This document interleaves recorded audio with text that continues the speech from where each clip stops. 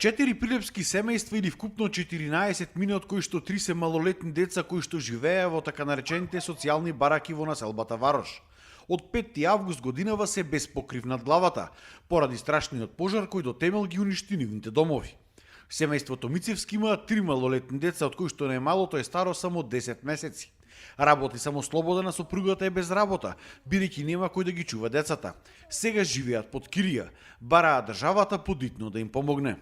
Кирија плаќаме 6000 денари, плюс метки, така да со една плата од 21-22.000 денари тешко останува за другите давачки да се подмерат.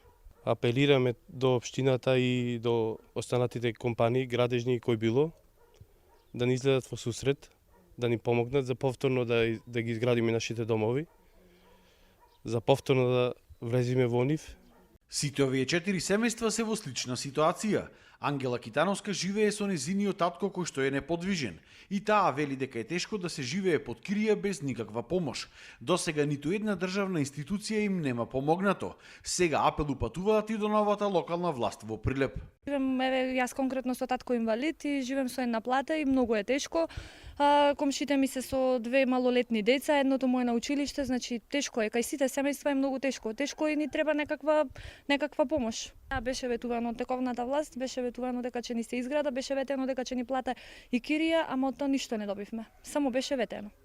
И се надеваме сега на ова власт, се надеваме дека би можела да помогне. Прилепскиот пожарникар Блаже Јовески, кој што директно беше вклучен во гаснењето на овој пожар и кој го ризикуваше својот живот за да излечи еден од станарите надвор од домот. На својот Facebook профил денови излезе со предлог кој што најде на огромна поддршка од прилепчани.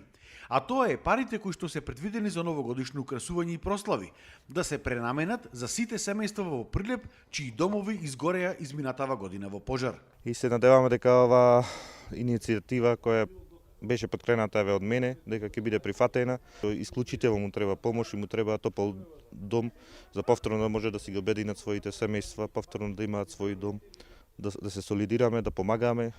Тоа е духот на добрината, тоа е духот што мислам дека треба секој да го има во себе и да го прати. Сега на потек е државата и општината, кои што треба да помогнат да се обнова домовите на овие граѓани кои што претрпеа ужасна трагедија.